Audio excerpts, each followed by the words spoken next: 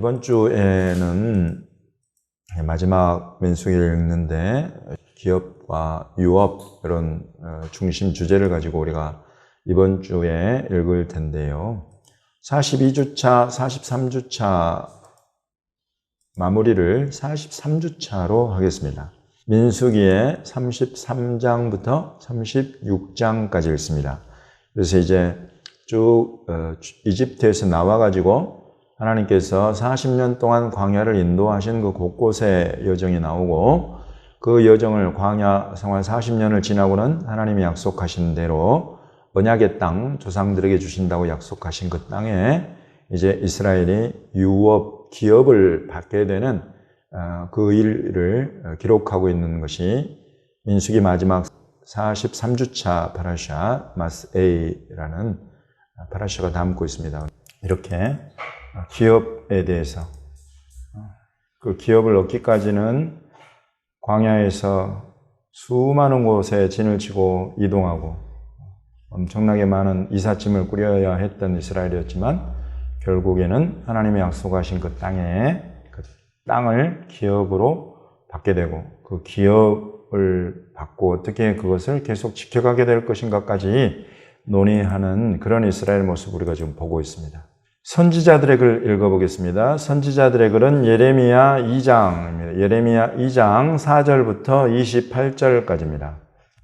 출애굽해가지고 광야 40년을 여기저기를 이런 일 저런 일을 겪고 가나안 땅에 들어가서 그 땅을 하나님께서 기업으로 나누어 주셨는데, 그 땅과 그 기업을 하나님은 예레미야 2장 7절에 내 땅이라고 하시고 내 기업이라고 말씀하십니다. 그러면서 너희가 그렇게 인도해 드렸더니 내 땅을 더럽히고 내 기업을 역겨운 것으로 만들었다, 이렇게 말씀하시면서 책망하시는 그런 내용이 나옵니다. 6절과 8절에서 하나님이 말씀하시기를 여호와께서 어디 계시냐라고 하면서 하나님을 찾아야 가능하다는 거예요. 오직 하나님을 찾을 때만 가능한 일이 그 일이다. 그런데 너희가 그것을 안 한다, 이러면서 두 가지 악을 말씀하시죠. 하나는 생수에 근원되는 나를 버렸다. 그리고 또 하나는 그 생수에 근원되는 나를 버리고는 스스로 웅덩이를 팠다 말이죠. 물을 찾아서. 그런데 그 웅덩이를 보니까 물을 가두지 못할 터진 웅덩이들만 팠다, 이러면서 터진 웅덩이들로 이제 애굽, 아수르 이런 것들 말씀하십니다. 그러면서 하나님 말씀하시기를 내 악 이와 같이 나를 버리고 내 스스로 찾아 나선 그런 물웅덩이들, 그런 것들은 결국 너를 징계하는 내 손이 되고, 나에 대해서 등을 돌리는 내 반역은 너를 책망하는 하나님의 손이 된다, 이러면서 내 하나님 여호와를 버리고 내 속에 내 하나님 여호와를 경외함이 없는 것이 너의 악이요 너의 고통이 될 것이다, 이렇게 말씀하시는 것입니다. 이렇게 하나님은 이제 어떤 그 기업으로 주신 그 땅을 더럽히고 역겨운 것으로 만들었을 그런 때에는 어떻게 해야 되는가라는 방법을 지금 이곳에서 알려주고 계세요. 하나님을 찾아야 된다, 그리고 하나님을 경외하는 것을 회복해야 된다. 이 두 가지를 딱 말씀하고 계십니다. 그렇게만 하면 너희 그 기업은, 너희의 유업은 그 더럽혀지고 역겨워진 것이 되었을지라도 반드시 회복될 것이다 라고 말씀하시는 거예요. 실은 이 내용이 이곳에 기록되어 있습니다. 예수님의 말씀 읽어보겠습니다. 마가복음 10장 13절로 45절까지 말씀입니다. 하나님의 나라가 우리가 받을 기업, 하나님이 우리에게 주실 유업, 부자는 하나님 나라에 들어가는 것이 낙타가 바늘기로 나가는 것보다 더 어렵다. 제자들이 되게 놀랐어요. 제자들 중에는 분명히 부자들이 있죠. 당시 막 업으로 돈을 많이 벌기도 하고, 이 사람들 주변에도 부자들이 많이 있고, 그런데 누가 구원을 받겠냐 그러는 거죠. 그럼 재물이 많은 사람은, 부자는 왜 하나님 나라에 들어가기가 어려울까요? 왜 하나님 나라를 유업으로 받기가 어려울까요? 돈을 사랑하는 것이 이제 일만하게 뿌리기가 된다라고 말을 합니다. 또 예수님도 재물과 하나님을 겸하여 섬기는 것이 말이 안 된다, 이렇게. 성경이 말하는 어떤 재물, 또 돈을 많이 가지고 또 돈을 사랑하고 또 경건을 이익의 재료로 삼으려고 한다 그러고 그래서 결국 이 속에 이게 하나님을 사랑하는 것보다 이 돈을 더 추구하고 결국 이제 추구하는 것이 문제인데 지금 하나님 나라에 들어갈 수 없는 사람의 대표자로 부자를 이야기했어요. 돈을 많이 가진 사람을.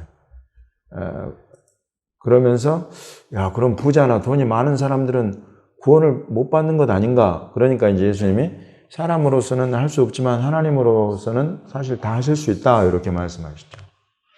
그래서 이제 하나님이 은혜를 주시면 다 된다 그러는데 아까 우리 예레미야서에 보면은 만약에 누구든지 누가 어떤 상황 속에서든지 하나님을 간절히 찾는 사람, 하나님 어디 계시냐 하면서 하나님을 찾는 사람, 그리고 하나님을 경외하는 사람, 하나님을 무시하거나 멸시하거나 돈 아래로 보고 돈이 있고 하나님 있으면 돈을 얼른 취하고 하나님은 그냥 아무것도 아닌 것처럼 취급해버리는 그런 것이 사실은 경외함의 반대잖아요. 하나님을 경외한다는 것은 비교할 수 없는 대상으로 사실은 하나님을 두는 거죠, 우리 안에.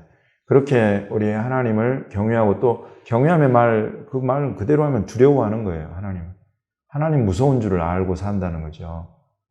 우리 지난주에 여러분 엘리사가 선지자로 기름 부음을 받고 베델로 올라갈 때에 어린 아이들이 나와가지고 대머리여 이렇게 할 때 여호와의 이름으로 저주를 했다. 그러니까 그냥 곰이 나와서 찢어 죽였다. 42명인가요?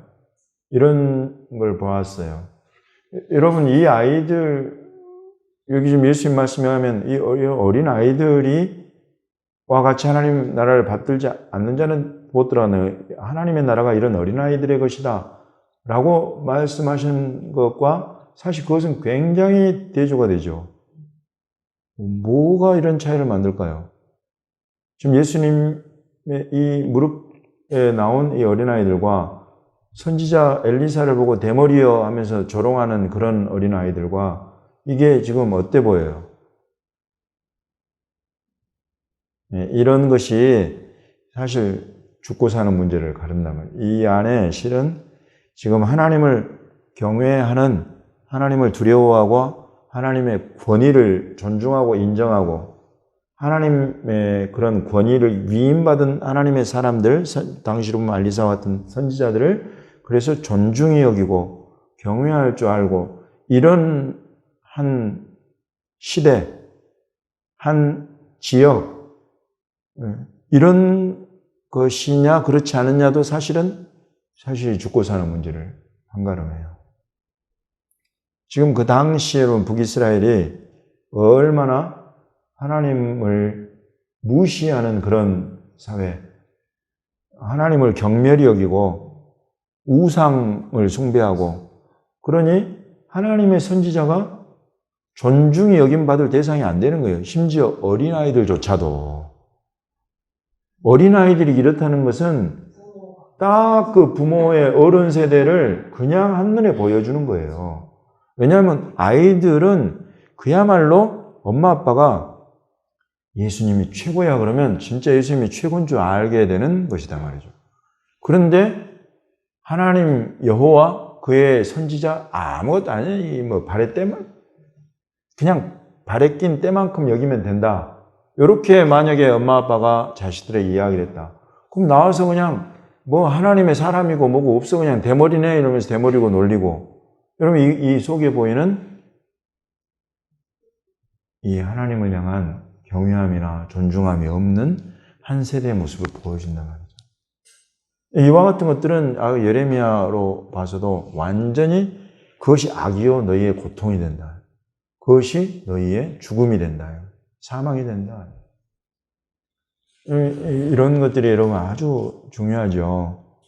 하나님을 경외한다는 것은 실은 우리가 권위, authority를 우리가 강조하는 것은 이 권위의 끝에 그 권위의 근원에 하나님이 계시기 때문에 그래요. 그래서 여러분 우리가 하나님을 경외한다는 것은 하나님이 어느 곳에서든지 세우신 그 권위자들을 우리가 존중하고 그를 대할 때에 조롱하지 않고 그 사람 때문이 아니라 실은 하나님 때문에 우리가 그를 존중히 여길 줄 아는 마음을 가지는 여러분 이게 경외함이에요. 근데 이게 한 세대에 없어져 버린단 말이에요. 그래서 권위를 알기를 우습게 여기는 세대가 나타나 버린다는 거예요. 그래서 오늘날 사실은 물론 권위를 가진 자들이 잘못한 때도 많이 있어요. 그래서 막 치부, 부를 추구하고 또 어떤 긍휼과 하나님의 성품을 버려버린달지 이런 권위자들의 모습을 보이면 정말로 많은 사람들이 그런 권위에 대해서 회의를 갖게 되죠.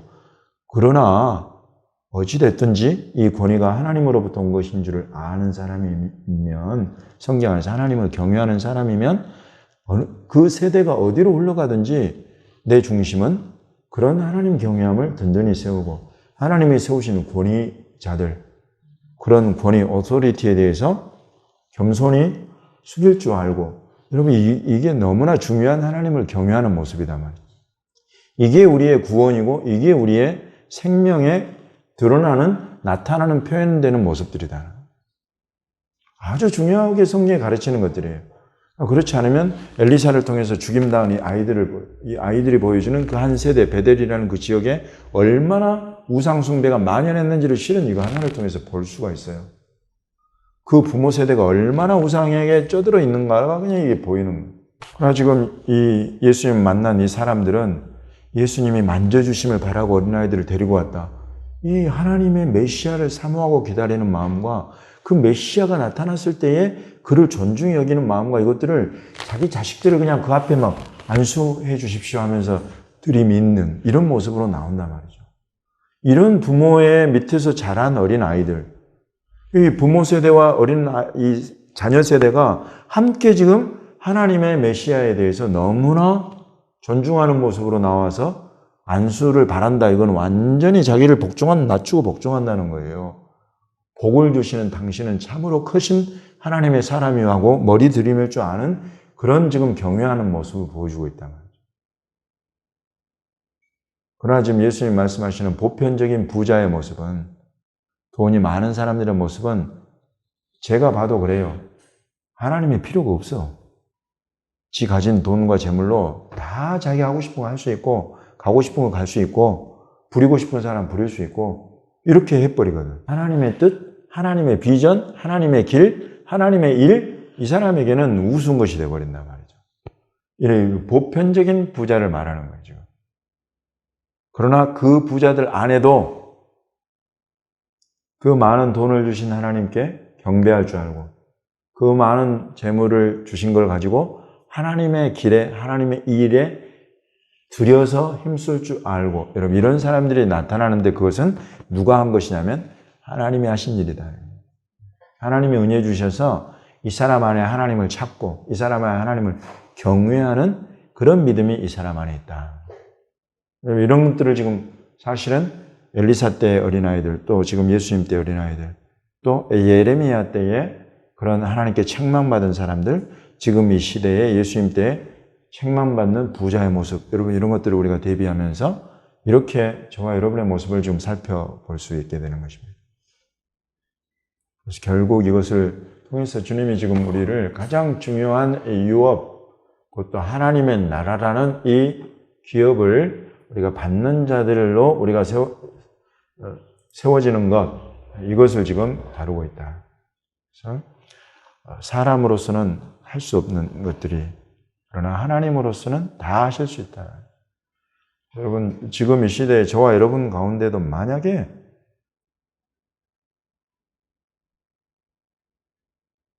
내가 하나님으로부터 지금 하나님의 나라를 유업으로 받는 것들로부터 너무 멀리 와 있다, 또는 관심이 없고 무관심해 있다. 만약 이런 상황이라면 지금 예수님 하신 말씀처럼, 예레미야 선지자 하신 말씀처럼 하나님을 찾고 하나님을 경외하는 이것을 우리 안에 회복할 줄 알아야 된다.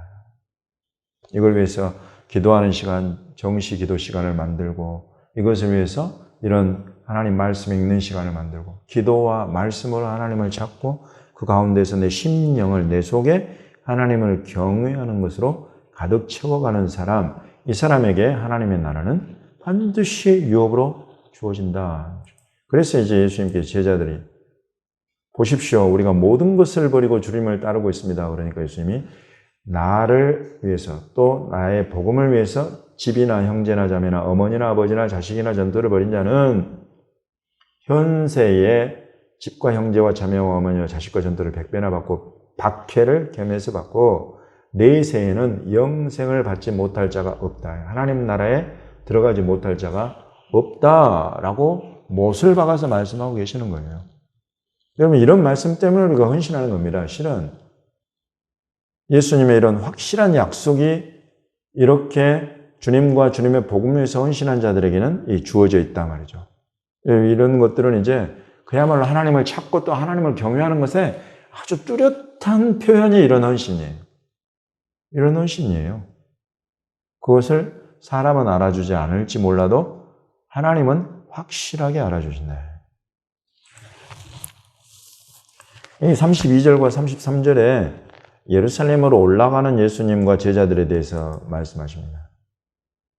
그래서 예루살렘으로 올라가는 길에 예수께서 그들 앞에 서서 가시네. 예수님이 앞장서서 가시는데도 그를 따르는 제자들 모습을 보십시오. 두려워하는 거예요. 왜냐하면 33절에 우리가 지금 예루살렘 올라가는데 인자가 내가 대제사장들, 서기관들 이 지도자들에게 넘겨져 가지고 그들이 죽이기로 결의하고 이방인들에게 넘겨주고 이방인들은 능욕하고 침뱉고 채찍질하고 죽일 것이다. 이런 말씀을 하시는 거예요. 그러나 3일 만에 살아날 것이다. 이런 말씀을 하시는 거예요. 제자들이 막 두려워요. 그러지 않아도 지금까지 몇 번 가보니까 그냥 아주 기세등등한 이 사람들이 막 계속 엿보면서 메시아인지 확인하면서 어떻게든지 이거를 없애버리려고 지금 하는 것들을 보아왔는데 또 예루살렘으로 간다고 하니까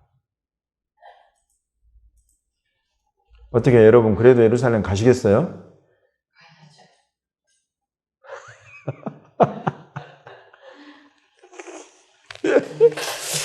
항상 예루살렘은 죽음과 부활이 공존하는 것이에요. 사람들은 죽이려고 해. 원수마귀 영적인 세력들은 죽이려고 해요. 그러나 우리 하나님은 항상 살려내세요. 그 부활의 주 예수 그리스도를 증언하게 하신다면 이런 공간적인 배경이 되는 것이 예루살렘이에요. 마치 오늘날로 하면 베델과 같은 곳이에요. 그 엘리사 때 베델 그 어린애들 나와서 선지자 조롱하는 것. 예루살렘이 그렇게 되어 있는. 실은 하나님을 경외하는 것이 사라져버리고 하나님을 버리고 하나님이 보내신 예수 그리스도를 무시하고 멸시하고 천대하는 그런 예루살렘이 되어 있다. 그럼에도 불구하고 우리 주님은 예루살렘으로 자기와 더불어서 자기의 증인들을 계속 올려보내고 이제 마침내 자기 오시기 직전에 실제로 주님 당신의 교회를 이끌고 지금 예루살렘을 향해 가고 계십니다. 여러분 이런 것을 제가 계속 여러분에게 지금 말씀드리는 것입니다. 이거 제 안에 확인과 확증이 없었다면 그리고 확신하지 않는다면 여러분에게 이런 말씀 못 드려요. 그러나 그런 작업을 성령 안에서 쭉 해왔고 그래서 여러분에게 말씀드리는 겁니다. 사도들의 글은 갈라디아서입니다. 5장 13절로 26절까지입니다. 오늘날 세계적인 부자들을 보면 지금 여기에서 말하는 육체의 일들 있죠. 상당수가 여기에 연결되어 있어요. 여기 19절부터 나오는 육체의 일은 분명하다, 현저하다. 뭐 부인할 수가 없고 또 애매모호하거나 분별하기 어렵거나 그런 거 아니다. 육체의 일은 너무나 뚜렷한데 음행하는 것, 더러운 것 호색, 우상 숭배, 주술, 원수 맺는 것, 분쟁과 시기, 분냄과 당 짓는 것과 분열함과 이단, 투기, 술 취함과 방탕함, 또 그와 같은 것들이다. 이렇게 말하는데 여러분 부자, 돈 많은 사람들이 뭐 늘 방탕한 것만은 아니지만 방탕한 사람들이 많아요. 또 부자들 중에 주술이나 영적인 것에 관심을 가져가지고 그런 영적으로 완전히 더러운 그런 사람들 많지요. 또 여기 보면 분쟁, 시기, 분열, 막 이런 것들을 통해 막 싸우게 하고 그 싸우는 것을 통해서 이익을 취해. 이게 이제 국가 간의 전쟁. 이래가지고 엄청난 무기 군수 사업부터 해가지고 이게 서로 이게 시기하고 싸워야 이게 돈이 되는. 그래서 엄청난 돈을 그런 것들을 통해서 벌어들이려고 하는 이런 그 부자들의 모습 속에 있는 여러 가지 것들이 이렇게 나오는 것들이 사실 있어요. 근데 이제 놀랍게 이와 같은 것들은 다 부자들만 이런 게 아니에요, 실은. 돈이 없어도 이 속에 하나님을 경외하는 것을 잃어버린 사람들, 이 속에 하나님을 찾고 구하는 것을 놔버린 사람들, 이런 사람들이 모이는 전형적인 모습이 지금 딱 육체의 일들. 육체의 일들이라는 것은 하나님의 이 성령과 이 말씀이 내 안에 와가지고 예수님의 말씀과 진리의 성령이 계속 나를 때로는 채찍질하고 때로는 가책을 느끼게 하고 때로는 나에게 빛을 비추어 주시고 때로는 막 내 마음을 하나님을 향하게 하고 이렇게 하면서 우리를 계속 이끌어가지 않으면 그냥 놔버리면 그냥 가는 곳이 육체예요. 성령께서 우리 안에 역사하시고 주의 말씀이 우리 귀에 들리고 마음에 들어오지 않으면 그냥 우리가 가만히 살아가면 가게 되는 일이 이 육체의 일들이에요. 그러나 우리 주 예수님이 우리 안에 오시고 주님이 계속 그 말씀으로나 또 성령의 역사, 지금 여기 성령의 열매는 사랑과 희락과 화평, 오래 참음과 자비와 양선, 충성과 온유와 절제, 이와 같은 것들, 이 9가지의 성령의 열매, 이와 같은 것들을 계속 우리 말씀으로나 성령의 감동으로나 추구하게 하고 이것에 비추어서 내가 오늘 한 말은 잘못됐구나. 내가 오늘 한 행동은 잘못됐구나. 이런 것들을 계속 우리 안에서 바로잡아 주신단 말이죠. 이런 거 없이는 그냥 우리는 순식간에 육체의 사람으로 그냥 가버리는 육체의 일들. 예수님 때문에 또 예수님 말씀 때문에 그냥 씨름하고 눈물 흘리고 심지어 히브리서 기자는 피 흘리기까지 싸울 줄 알아야 된단 말이죠. 그리고 이런 삶은 적어도 세상과 육신의 쾌락과 세상의 즐거움과 이런 것들 어찌든지 실은 이겨내고 자기를 지키는 거잖아요. 그런 사람들에게 주님이 하나님의 나라를 유업으로 약속하시는 것은 너무나 합당한 것 아닙니까? 너무나 합당한 것 아니냐고요. 그러나 하나님 나라 나 필요 없어. 나 이 땅에서 그냥 즐길 거 다 즐기고 살 거야. 이런 사람의 끝에 이런 일을 하는 자들은 하나님의 나라를 유업으로 받지 못할 것이라고 딱 못 박아버려요, 사도 바울이. 우리가 이 유업이라는 하나님의 나라를 유업으로 받는다 이것을 정말 24시간 중에 우리가 얼마나 이걸 생각하고 살아가는지 모르겠어요. 근데 저도 이 말씀을 준비하면서 느끼는 거지만 정말 이것보다 중요한 것은 실은 없어요. 이 짧은 인생이잖아요. 우리 120년, 100년, 120년. 이것과 많이 지금 최대한 작은 거예요. 이것과 그 10배를 생각해 보세요. 1000년. 그 10배, 10,000년. 심지어 우리 주님은 이제 영생애를 말씀해요. 영생애. 그러니까 이거 한 번 한순간에 우리가 결코 작게 생각할 일이 아니다. 이건 너무나 중요한 일. 우리의 영혼을 좌우하는 일이다 말이죠. 그냥 단순히 죽고 사는 문제가 아닌 거예요, 이거는. 우리의 영혼을 좌우하는 문제다. 이 하나님 나라를 유업으로 받는가. 또 어린아이처럼 하나님의 나라를 사모하고 추구하고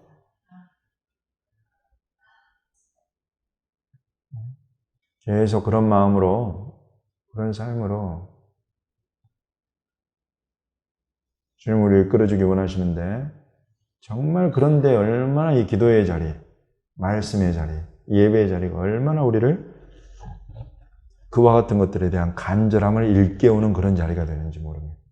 오늘 주님께서 확실하게 우리 안에 이 하나님의 나라를 너희가 유업으로 이 짧은 이 땅에서의 이 시간과 비교할 수 없는 영원의 세계 가운데서 너희가 얻을 유업이 있다. 너희가 얻을 땅이 있다. 새 땅이 있다. 이걸 지금 구약에서부터 계속 우리에게 보여주고 교훈하시는 거예요. 이걸 위해서 너희 이 짧은 120년의 삶을 투자해라. 이거 위해서 투자하라 이거. 나와 내 복음 위해서 투자해라 이거예요. 그런 자들 결코 나몰라라 하지 않는다.